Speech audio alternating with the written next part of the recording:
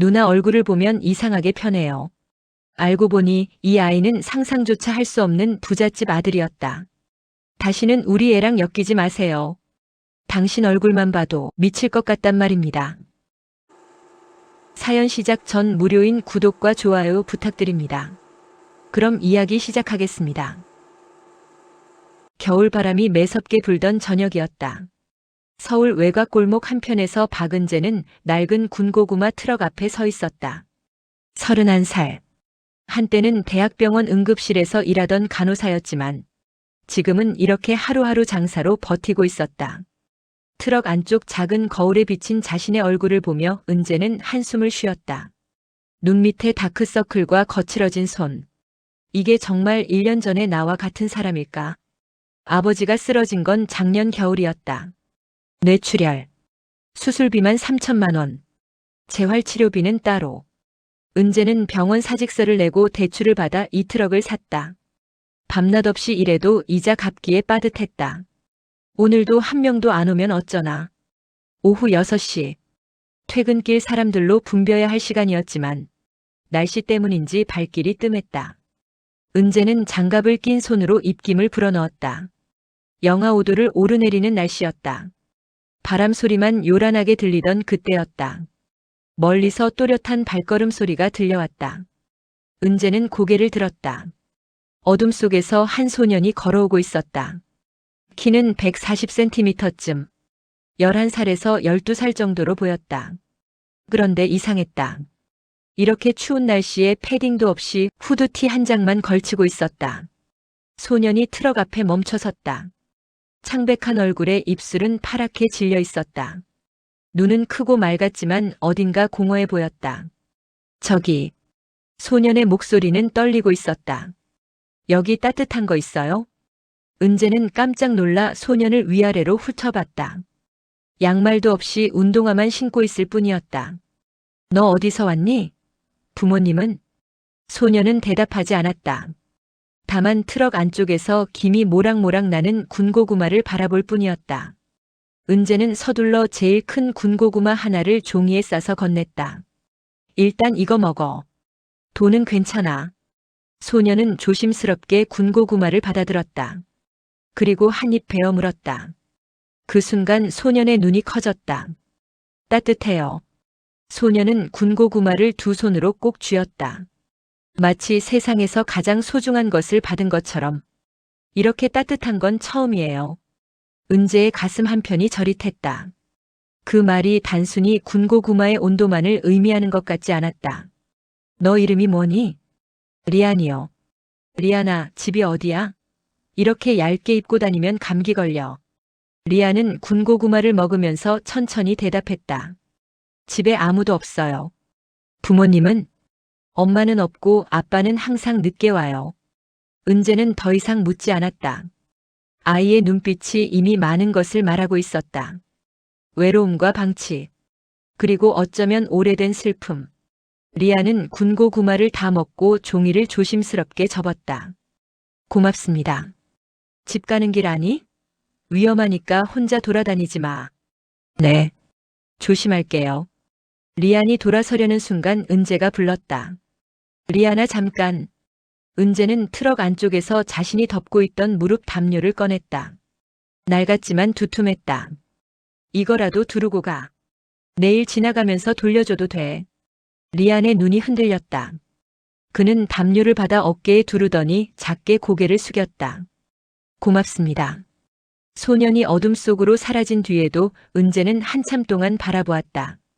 이상하게 마음이 편치 않았다. 아이의 눈빛이 자꾸 떠올랐다. 내일 또 오려나? 은재는 고개를 저으며 트럭을 정리하기 시작했다. 하지만 알지 못했다. 이 만남이 자신의 삶을 완전히 뒤흔들 시작점이 되리라는 것을. 그날 밤 집으로 돌아가는 길 리안의 마지막 표정을 떠올렸다. 담요를 받았을 때 아이가 지었던 그 미소. 마치 오랜만에 사람의 온기를 느낀 것 같은 표정이었다. 은재는 자신도 모르게 중얼거렸다. 내일도 올까? 차가운 겨울바람이 대답 대신 불어왔다. 다음 날 저녁 은재는 평소보다 일찍 트럭을 열었다. 혹시나 하는 마음이었다. 리안이 다시 올까? 오후 5시 반. 하늘은 짙은 남색으로 물들고 있었다. 기온은 어제보다 더 낮았다. 영하 7도. 손이 시려서 장갑을 끼고도 감각이 둔했다. 장사를 시작한 지 10분쯤 지났을까. 누군가 헐떡이며 트럭에 도착했다. 은재가 돌아보니 리안이었다. 리안이? 소녀는 숨을 몰아쉬고 있었다. 뛰어온 모양이었다. 그런데 더 충격적인 건 옷차림이었다. 어제 은재가 빌려준 담요는 어깨에 두르고 있었지만 그 안쪽 옷은 여전히 후드티뿐이었다. 너 집에 두꺼운 옷 없어? 리안은 담요를 벗어 은재에게 건네며 말했다. 감사했어요. 덕분에 따뜻했어요. 그게 아니라 너 지금 그 옷 하나만 입고 다니는 거야? 리안은 잠시 망설이다가 고개를 끄덕였다. 집에 옷이 많긴 한데요. 다 작아졌어요. 엄마는? 맞는 옷 안 사주셔? 엄마는? 돌아가셨어요. 3년 전에. 은재는 할 말을 잃었다. 리안은 태연한 척하고 있었지만 그 눈빛은 깊은 슬픔으로 가라앉아 있었다. 그럼 아빠는? 아빠는 제가 어떻게 하고 다니는지 관심 없어요. 회사 일 때문에 항상 늦게 와요. 저랑 얘기도 잘 안 해요. 은재는 리안을 찬찬히 바라봤다. 깨끗한 얼굴, 단정한 머리. 방치된 아이는 아닌 것 같았다. 하지만 감정적으로는 완전히 고립되어 있었다. 군고구마 먹을래? 리안의 얼굴이 환해졌다. 네.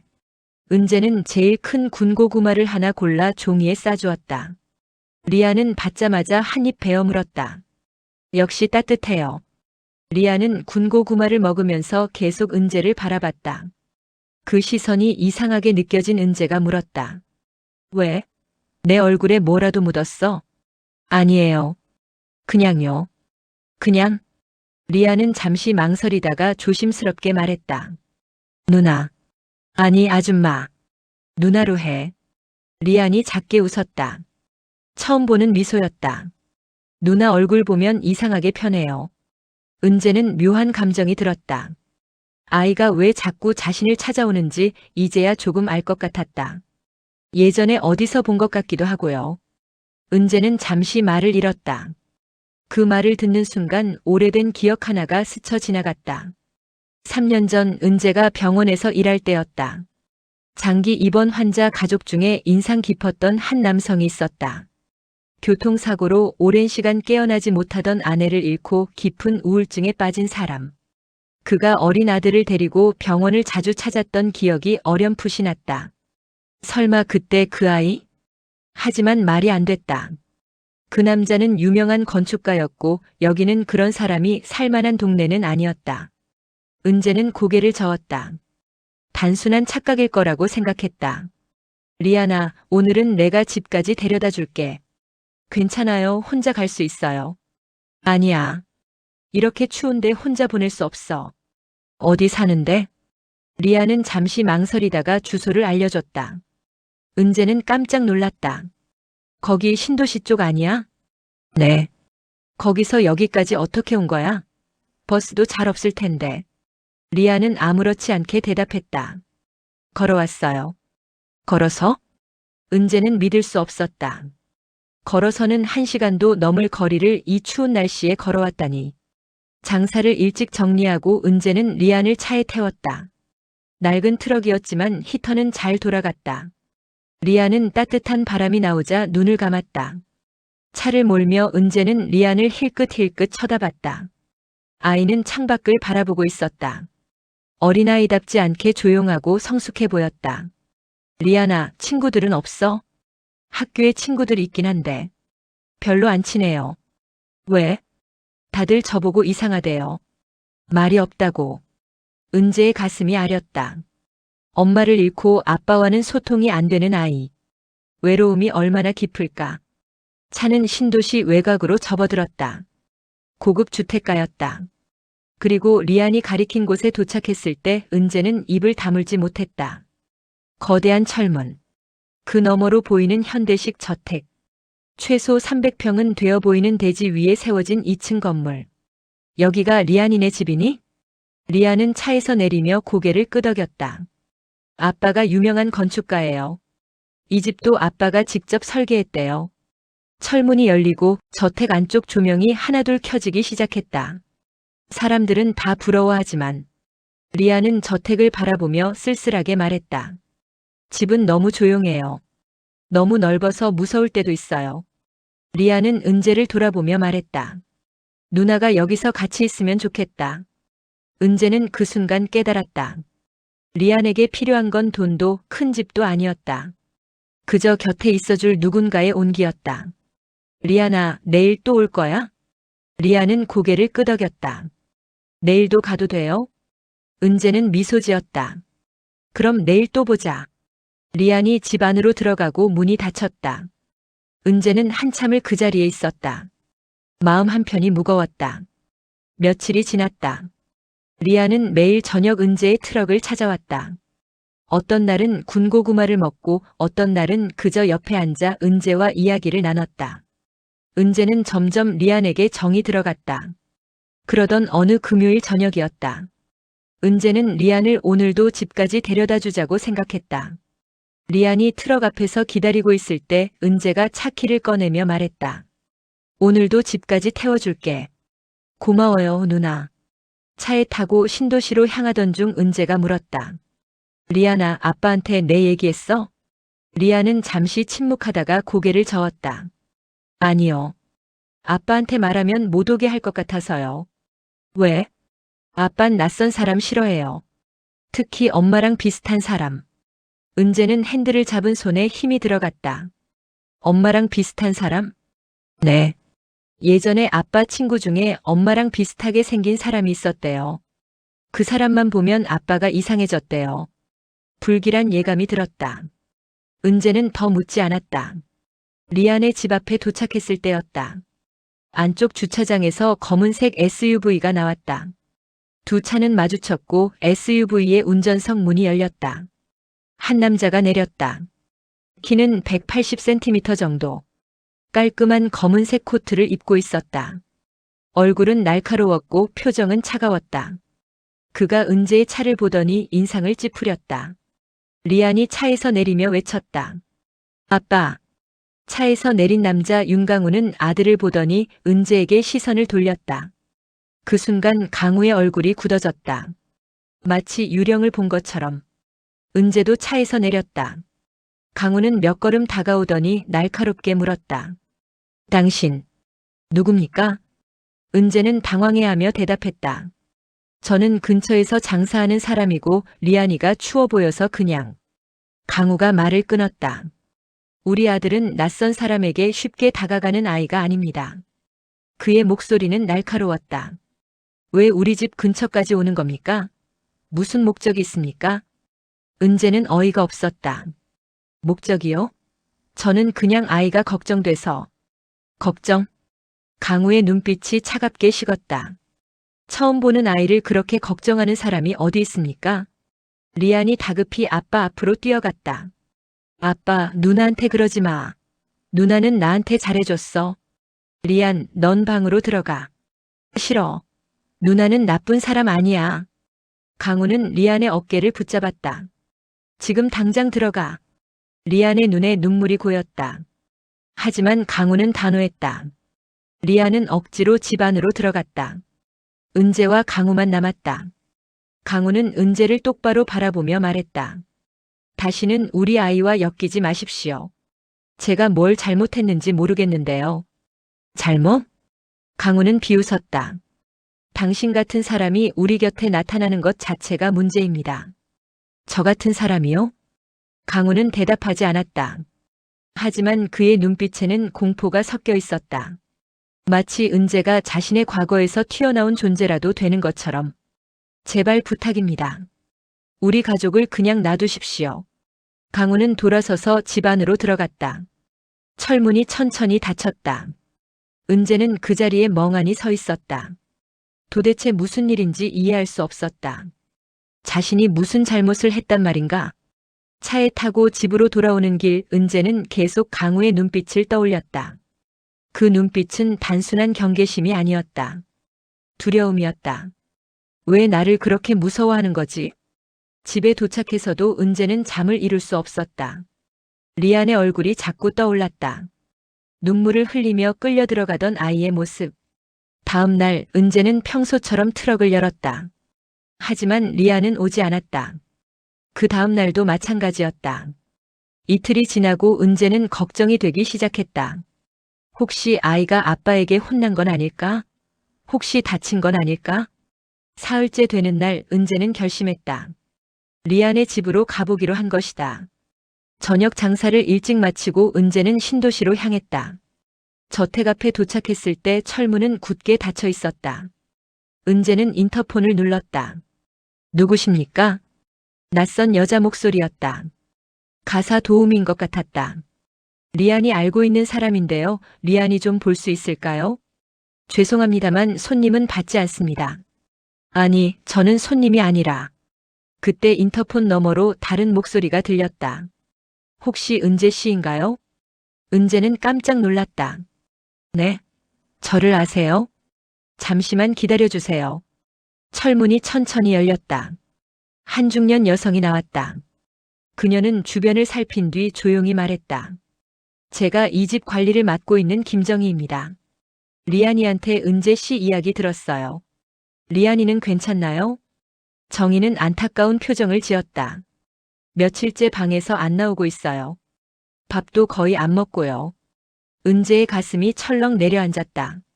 정희는 잠시 망설이다가 말했다. 사실 회장님께서 은재 씨를 한번 만나보고 싶다 하셨어요. 회장님이요? 네. 사장님의 아버지시자 리안이 할아버지세요. 은재는 혼란스러웠다. 저를요? 왜요? 정희는 주변을 다시 한번 살피더니 작게 말했다. 그건 직접 들으시는 게 좋을 것 같아요. 들어오시겠어요? 은재는 잠시 망설였다. 하지만 리안이 걱정되었다. 도대체 무슨 일인지 알고 싶었다. 들어가겠습니다. 정희는 고개를 끄덕이고 은재를 저택 안으로 안내했다. 거대한 현관문이 열리고 은재는 처음으로 저택 내부로 발을 들였다. 복도는 길고 조용했다. 벽에는 현대 미술 작품들이 걸려 있었지만 집 안 분위기는 차갑고 쓸쓸했다. 정희가 은재를 응접실로 안내했다. 그곳에는 한 노인이 앉아 있었다. 70대 후반쯤 되어 보였다. 흰 머리에 실내복을 단정하게 차려입고 있었다. 노인은 은재를 보자마자 눈을 크게 떴다. 그리고 떨리는 목소리로 말했다. 정말 똑같군요. 은재는 어리둥절했다. 죄송한데 누구랑 똑같다는 말씀이신가요? 노인은 천천히 일어나 책상 위에 액자를 집어들었다. 그리고 은재에게 건넸다. 내 며느리와 말입니다. 은재는 액자를 받아들고 그 안에 사진을 봤다. 그 순간 숨이 멎는 것 같았다. 사진 속 여자는 은재와 놀라울 정도로 닮아 있었다. 머리 모양, 눈매, 입 모양, 마치 쌍둥이처럼. 은재는 사진을 손에 든 채 말을 잃었다. 사진 속 여자는 자신과 너무나 닮아 있었다. 머리 길이까지 비슷했다. 노인은 천천히 입을 열었다. 제 이름은 윤태준입니다. 건축재단 이사장이고 강우의 아버지입니다. 저는 박은재입니다. 태준은 소파에 앉으며 은재에게도 앉으라는 손짓을 했다. 은재는 조심스럽게 자리에 앉았다. 사진 속 분이 누구신가요? 제 며느리 서연이입니다. 강우의 아내였죠. 아내였다고요? 태준은 깊은 한숨을 쉬었다. 3년 전 교통사고로 세상을 떠났습니다. 리안이가 9살 때였죠. 은재의 가슴이 무거워졌다. 그래서 리안이 그렇게 외로워했던 것이다. 태준은 계속 말을 이었다. 연희는 참 따뜻한 사람이었습니다. 강우를 사랑했고 리안이를 무척 아꼈죠. 하지만 그 사고 이후 우리 가족은 완전히 무너졌습니다. 강우 씨가 그래서 저를 그렇게 대한 건가요? 태준은 고개를 끄덕였다. 강우는 아내를 잃은 뒤 심각한 트라우마에 빠졌습니다. 연희와 닮은 사람만 보면 공황 발작을 일으키죠. 당신을 보고도 그랬을 겁니다. 은재는 이제야 이해가 되었다. 강우의 그 두려움 가득한 눈빛이. 그럼 리안이가 저를 따른 이유도. 맞습니다. 리안이는 당신 얼굴을 보고 엄마를 떠올렸을 겁니다. 아이는 아직도 엄마를 그리워하고 있으니까요. 태주는 찻잔을 들었다가 다시 내려놓았다. 은재 씨, 솔직히 말씀드리겠습니다. 제가 당신을 만나고 싶었던 이유는 부탁을 하나 드리기 위해서입니다. 부탁이요? 리안이를 도와주십시오. 은재는 당황했다. 저는 그냥 군고구마 장사를 하는 사람일 뿐인데요. 그걸로 충분합니다. 태준의 눈에 간절함이 담겼다. 리안이는 엄마를 잃은 뒤 마음을 닫았습니다. 친구도 없고 아빠와도 대화가 없죠. 학교 상담 선생님은 아이가 우울증 초기 증상을 보인다고 했습니다. 은재의 가슴이 아팠다. 하지만 당신을 만난 뒤로 리안이가 달라졌습니다. 정혜 씨 말로는 아이가 처음으로 웃었다고 하더군요. 회장님, 하지만 강호 씨는 저를 싫어하잖아요. 아들은 제가 설득하겠습니다. 태주는 진지한 표정으로 말했다. 은재 씨, 당신이 연희를 대신해 달라는 게 아닙니다. 그저 리안이 옆에 있어 주세요. 아이에게 필요한 건 엄마가 아니라 따뜻한 어른입니다. 은재는 깊은 고민에 빠졌다. 자신에게도 아버지 병원비 문제가 있었고 매일 장사를 해야 했다. 하지만 리안의 얼굴이 떠올랐다. 생각해 보겠습니다. 그때 문이 열리며 강우가 들어왔다. 그는 은재를 보자 인상을 찌푸렸다. 아버지, 이게 무슨 짓입니까? 강우야, 진정하거라. 진정하라고요?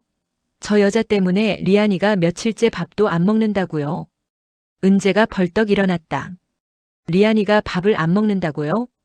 강우는 은재를 노려봤다. 다 당신 때문입니다. 당신이 나타나서 리안이의 마음을 흔들어 놓은 거예요. 저는 그냥 아이가 추워 보여서. 그만하십시오. 강우의 목소리가 떨렸다. 당신이 곁에 있으면 안 됩니다. 당신 얼굴만 봐도 내 아내가 생각나서 미칠 것 같단 말입니다. 침묵이 흘렀다. 강우는 고개를 돌렸다. 그의 눈가가 붉어져 있었다. 태준이 조용히 말했다. 강우야, 내가 아내를 잃은 아픔은 이해한다. 하지만 리안이도 엄마를 잃었어. 아이는 지금 내가 필요한 게 아니라 누군가의 온기가 필요해. 아버지, 은재 씨는 연희가 아니야. 하지만 리안이에게 따뜻함을 줄 수 있는 사람이지. 그걸로 충분하지 않겠니? 강우는 아무 말도 하지 못했다. 그는 창밖을 바라보며 주먹을 쥐었다. 은재가 조심스럽게 말했다. 강우 씨, 저는 아무것도 바라지 않습니다. 그저 리안이가 혼자가 아니라는 걸 느꼈으면 좋겠어요. 강우는 돌아보지 않았다. 일주일만 시간을 주십시오. 생각해 보겠습니다. 그는 그렇게 말하고 응접실을 나갔다. 은재는 태준에게 고개를 숙였다. 제가 도울 수 있는 게 있다면 돕겠습니다. 하지만 강우 씨가 원치 않는다면 어쩔 수 없겠죠. 고맙습니다. 은재가 나가려는 순간 태준이 다시 불렀다. 은재 씨, 한 가지만 더 여쭙겠습니다. 혹시 3년 전에 아주 대학병원에서 일한 적 있습니까? 은재는 깜짝 놀랐다. 아주 대학병원 응급실에서 일했었습니다. 그럼 혹시 연희를 본 적이 있을 수도 있겠군요. 연희가 사고를 당해 실려간 곳이 바로 그 병원이었거든요. 은재의 머릿속이 복잡해졌다. 3년 전 교통사고 환자. 그때 응급실에는 수많은 환자들이 있었다. 정확히 기억나지는 않습니다. 하지만 혹시 모르죠. 집으로 돌아가는 길 은재는 계속 생각에 잠겼다. 리안을 돕고 싶었다. 하지만 그 가족의 상처에 자신이 끼어드는 게 맞는 일일까? 다음 날 저녁, 은재는 평소처럼 트럭을 열었다. 그런데 놀랍게도 리안이 나타났다. 아이는 훨씬 여위어 보였다. 리안아. 은재는 달려가 리안을 끌어안았다. 밥은 먹었어? 많이 걱정했어. 리안은 은재의 품에 얼굴을 묻고 작게 말했다. 누나 미안해요. 아빠 때문에. 괜찮아, 내 잘못 아니야. 리안은 고개를 들며 물었다. 누나, 나 이제 못 만나는 거야? 은재는 리안의 머리를 쓰다듬었다. 아니야. 내 아빠가 괜찮다고 하면 계속 만날 수 있어. 정말? 응. 약속해. 리안의 얼굴에 처음으로 환한 미소가 번졌다. 은재는 그 미소를 보며 결심했다. 이 아이를 지켜줘야겠어. 리안이 무엇을 필요로 하는지 이제 알았다. 그건 엄마의 대체품이 아니라 진심으로 자신을 걱정해주는 어른이었다. 그날 밤 은재는 태준에게 전화를 걸었다. 회장님, 제가 리안이를 돕겠습니다. 제가 할 수 있는 선에서요. 전화 너머로 태준의 안도하는 한숨이 들렸다. 고맙습니다, 은재 씨. 이제 남은 건 강우를 설득하는 일이었다. 하지만 그건 생각보다 훨씬 어려운 일이 될 것이었다. 일주일이 지났다. 강우는 여전히 침묵을 지키고 있었다. 하지만 태준의 간곡한 설득과 리안의 변화를 보며 조금씩 마음이 흔들리고 있었다. 그날 저녁 강우는 처음으로 은재의 트럭을 직접 찾아왔다. 은재는 군고구마를 굽다가 그를 발견하고 긴장했다. 강우 씨. 강우는 트럭 앞에 서서 한참을 말없이 서 있었다. 그의 얼굴에는 복잡한 감정이 교차하고 있었다. 커피 한 잔 하시겠습니까? 은재는 놀랐지만 고개를 끄덕였다. 둘은 근처 카페로 자리를 옮겼다. 창가 자리에 마주 앉은 두 사람 사이에 침묵이 흘렀다. 강우가 먼저 입을 열었다. 당신을 처음 봤을 때 심장이 멎는 줄 알았습니다. 은재는 조용히 듣고 있었다. 연희가 그렇게 떠났습니다. 갑자기 아무 준비도 없이 강우의 목소리가 떨렸다. 그날 아침 연희는 리안이를 학교에 데려다주고 장을 보러 간다고 했습니다. 저는 회사 일 때문에 그냥 다녀오라고만 했죠. 그는 커피잔을 꽉 쥐었다. 그게 마지막이었습니다. 신호 대기 중 음주 운전자가 뒤에서 들이받았고 연희는 그 후 정신을 못 차리고 병원에 있다가 은재의 눈시울이 붉어졌다. 죄송합니다. 제가 그걸 몰랐네요. 아니, 당신 잘못이 아닙니다. 강우는 고개를 저었다. 저는 연희를 보내지 못했습니다. 3년이 지났는데도 아직 그날 아침이 생생합니다. 그래서 당신을 봤을 때 견딜 수가 없었습니다. 은재는 조심스럽게 말했다. 저는 연희 씨를 대신할 수 없어요. 그럴 생각도 없고요. 압니다. 강우가 고개를 들어 은재를 바라봤다. 하지만 리안이는 달라요. 아이는 당신에게서 엄마의 온기를 느낀 겁니다. 제가 줄 수 없는 것을요. 그의 눈에 눈물이 맺혔다. 저는 아버지로서 실격입니다. 제 아픔에 빠져서 아들이 얼마나 외로웠는지 몰랐습니다. 아니에요. 강우 씨도 힘드셨잖아요. 변명입니다. 강우는 주먹을 쥐었다. 리안이가 매일 밤 엄마 사진을 보며 우는 걸 알면서도 외면했습니다. 아이와 대화하는 것조차 두려워서요. 대화하면 연희 이야기가 나올까봐. 은재는 강우의 고통이 느껴졌다. 그는 아내를 잃은 상처에서 아직도 헤어나지 못하고 있었다. 은재 씨. 강우가 진지하게 말했다. 부탁입니다. 리안이를 도와주세요. 당신이 아니면 안 될 것 같습니다. 하지만 제가 연희 씨를 닮은 게 강우 씨는 괴로운 일 아닌가요? 강우는 쓴웃음을 지었다. 괴롭죠. 하지만 제 아들이 더 중요해요. 제 트라우마 때문에 아이까지 망칠 수는 없습니다. 은재는 깊은 고민에 빠졌다. 정말로 자신이 도울 수 있을까? 자신에게도 해결해야 할 문제들이 있는데 일주일에 두세 번만이라도. 강우가 간곡하게 말했다. 리안이와 시간을 보내주십시오. 밥을 같이 먹어도 좋고 그냥 이야기를 들어줘도 좋습니다. 아이에게 필요한 건 그것뿐입니다. 은재는 천천히 고개를 끄덕였다. 알겠습니다. 제가 할 수 있는 선에서 돕겠습니다. 강우의 얼굴에 안도의 빛이 스쳤다. 고맙습니다. 그날 밤 은재는 리안을 만나기로 했다. 저택이 아닌 은재의 트럭에서였다. 리안은 달려와 은재를 껴안았다. 누나. 리안아, 보고 싶었어. 리안은 환한 미소를 지었다. 은재는 따뜻한 군고구마를 건네며 말했다. 오늘 특별히 맛있게 구웠어. 많이 먹어. 리안은 군고구마를 받아들고 행복한 표정으로 한 입 베어 물었다. 누나, 나랑 계속 만날 수 있는 거야? 은재는 리안의 머리를 쓰다듬었다. 응. 리안이 아빠가 허락하셨어. 진짜로? 근데 리안아, 나는 리안이의 엄마가 될 수 없어. 리안의 미소가 잠시 사라졌다. 알아. 대신 누나로는 있을 수 있어. 너랑 이야기도 나누고 맛있는 것도 해주고. 은재는 리안의 손을 잡았다. 리안이가 외로울 때, 힘들 때 언제든 여기로 와. 나는 여기 있을게. 리안의 눈에 눈물이 고였다. 고마워, 누나. 두 사람은 그렇게 한참을 앉아 있었다. 눈이 내리기 시작했다. 하얀 눈송이들이 조용히 내려앉았다. 멀리서 강우가 걸어오고 있었다. 그는 리안과 은재를 바라보며 작게 미소 지었다.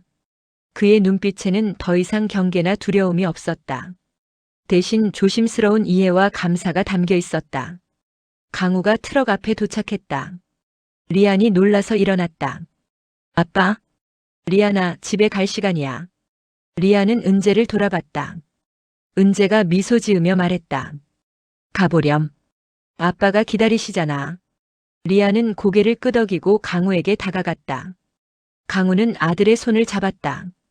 그리고 은재를 향해 고개를 숙였다. 은재도 고개를 숙였다. 강우와 리안이 함께 걸어가는 모습을 보며 은재는 따뜻한 감정을 느꼈다. 저 두 사람은 조금씩 치유되어 가고 있었다. 며칠 후 은재는 태준으로부터 전화를 받았다. 은재 씨, 강우가 많이 달라졌어요. 어제는 리안이와 함께 저녁을 먹더군요. 3년 만에 처음입니다. 은재의 가슴이 따뜻해졌다. 다행이네요. 모두 당신 덕분입니다. 정말 고맙습니다. 전화를 끊고 은재는 트럭 앞에 섰다. 겨울 바람이 불었지만 더 이상 차갑게 느껴지지 않았다. 그날 저녁 리안이 다시 찾아왔다. 이번에는 혼자가 아니었다. 강우와 함께였다. 누나. 리안이 달려와 은재를 껴안았다. 강우는 조금 떨어져서 두 사람을 바라봤다. 은재가 물었다. 오늘은 아빠랑 같이 왔네? 응. 아빠가 누나한테 감사 인사하고 싶대. 강우가 다가와 어색하게 말했다. 제대로 감사 인사를 못 드렸네요. 리안이를 도와주셔서 감사합니다. 은재는 미소를 지으며 군고구마를 내밀었다. 군고구마 드실래요? 은재가 물었다. 강우는 잠시 망설이다가 고개를 끄덕였다. 네, 한번 먹어보겠습니다. 세 사람은 트럭 옆 벤치에 앉았다. 은재는 따뜻한 군고구마를 건넸다. 추운 밤에는 따뜻한 게 최고예요. 리안이 먼저 한 입 베어 물며 말했다. 아빠 정말 맛있어. 강우도 조심스럽게 한 입 먹었다. 그리고 작게 미소 지었다. 정말 따뜻하네요. 은재는 하늘을 올려다봤다. 눈이 멈추고 별들이 반짝이고 있었다. 추운 밤 따뜻한 게 필요한 사람한테 저는 늘 열려 있어요. 리안이 은재의 손을 꼭 잡았다. 고마워요. 누나가 있어서 나는 이제 혼자가 아니야. 은재는 리안의 머리를 쓰다듬으며 말했다. 나도 고마워, 리안아. 나한테도 내가 필요했어. 그 순간 어둡던 겨울 저녁에 작은 온기가 번져갔다. 상처받은 가족과 외로웠던 여자가 서로를 치유하며 새로운 관계를 만들어가고 있었다. 겨울의 문 앞에서 만난 작은 인연이 이제 따뜻한 봄을 향해 걸어가고 있었다. 차갑던 겨울밤, 리안과 은재의 온기가 당신에게도 전해졌나요? 여러분의 마음을 녹인 따뜻한 순간을 댓글로 나눠주세요. 그리고 이 이야기가 마음에 드셨다면 좋아요와 구독 부탁드립니다. 다음 이야기도 기대해주세요.